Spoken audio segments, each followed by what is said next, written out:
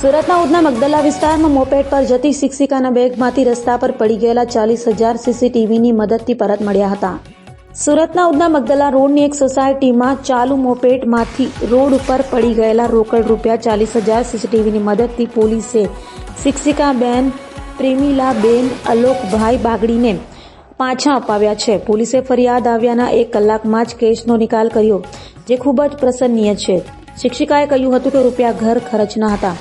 મમ્મીના ઘરેથી લઈને પોતાના ઘરે આવી હતી। સોસાયટીમાં જ ઘરથી 50 મીટરના અંતરે પેપર બેગમાંથી પડી ગયા હતા।